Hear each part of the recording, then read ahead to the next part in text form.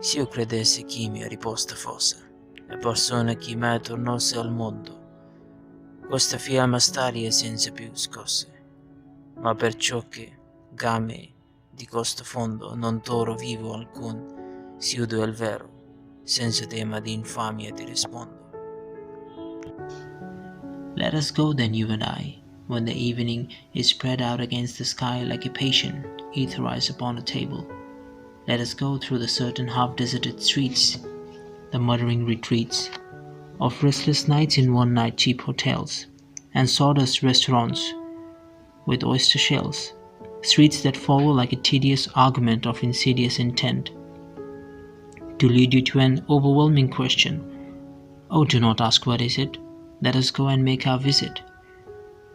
In the room the women come and go, talking of Michelangelo, the yellow fog that rubs its back upon the window panes, the yellow smoke that rubs its muzzle on the window panes, licked its tongue into the corners of the evening, lingered upon the pools that stand in drains, let fall upon its back the soot that falls from chimneys, slipped by the terrace, made a sudden leap, and seeing that it was a soft October night, curled once about the house and fell asleep. And indeed there will be time for the yellow smoke that slides along the street, rubbing its back upon the window panes. There will be time to prepare a face to meet the faces that you meet. There will be time to murder and create, and time for all the works and days of hands that lift and drops a question on your plate. Time for you and time for me, and time yet for 100 indecisions and for 100 visions and revisions before taking of a toast and tea. In the room the women come and go, talking of Michelangelo. And indeed there will be time to wonder, do I dare, and do I dare? Time to turn back and descend the stair with a bald spot in the middle of my hair. They will say, how his hair is growing thin. My morning coat, my collar mounting firmly to the chin, my necktie rich and modest, but asserted by a simple pin. They will say, but how his arms and legs are thin. Do I dare disturb the universe? In a minute there is time for decisions and revisions, which a minute will reverse. For I have known them all already, known them all. I have known the evenings, mornings, afternoons. I've measured out my life with coffee spoons. I know the voices dying with the dying fall, beneath the music from a farther room. So how should I presume? And all I have known the eyes already, known them all. The eyes that fix you in a formulated phrase. And when I'm formulated, sprawling on a pin, when I'm pinned and wriggling on the wall, then how should I begin to spit out all the butt ends of my days and ways? And how should I presume? And I've known the arms already, known them all. Arms that are braceleted and white and bare, but in the lamplight, downed with light brown hair.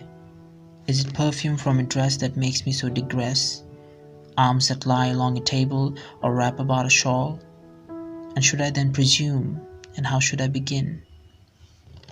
Shall I say I've gone at dusk through narrow streets and watched the smoke that rises from the pipes of lonely men in short sleeves leaning out of windows? I should have been a pair of ragged claws scuttling across the flows of silent seas, and the afternoon, the evening, sleeps so peacefully, smoothed by the long fingers, asleep, tired, or it malingers. Stretched on the floor here beside you and me, should I, after tea and cakes and ices, have the strength to force the moment to its crisis? But though I have wept and fasted, wept and prayed, though I have seen my head, grown slightly bald, brought in upon a platter, I am no prophet, and here's no great matter. I've seen the moment of my greatness flicker, and I've seen the eternal footman hold my coat and sticker, and in short, I was afraid. And would it have been worth it after all, after the cups, the marmalade, the tea, among the porcelain, among some talk of you and me? Would it have been worthwhile to have bitten off the matter with a smile? To have squeezed the universe into a ball, to roll it towards some overwhelming question, to say, I'm Lazarus, come from the dead. Come back to tell you all, I shall tell you all. If one, settling a pillow by her head, should say, that is not what I meant at all, that is not it at all. And would it have been worth it after all? Would it have been worthwhile after the sunsets and the dooryards and the sprinkled streets? After the novels, after the teacups, after the skirts that trail along the floor, and this, and so much more? It is impossible to say just what I mean, but as if a magic lantern threw the nerves in patterns on a screen. Would it have been worthwhile if one settling a pillow or throwing off a shawl and turning toward the window should say, that is not it at all, that is not what I meant at all? No, I am not Prince Hamlet, nor was meant to be.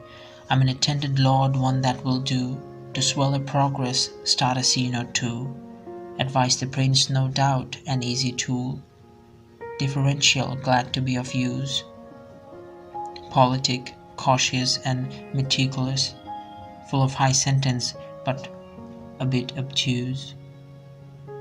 At times, indeed, almost ridiculous, almost at times the fool. I grow old, I grow old. I shall wear the bottoms of my trousers rolled. Shall I part my hair behind? Do I dare to eat a peach? I shall wear white flannel trousers and walk upon the beach. I've heard the mermaids singing, each to each. I do not think that they will sing to me. I've seen them riding seaward on the waves, combing the white hair of the waves blown black. When the wind blows the water white and black, we have lingered in the chambers of the sea by seagulls wreathed with seaweed red and brown, till human voices wake us, and we drown.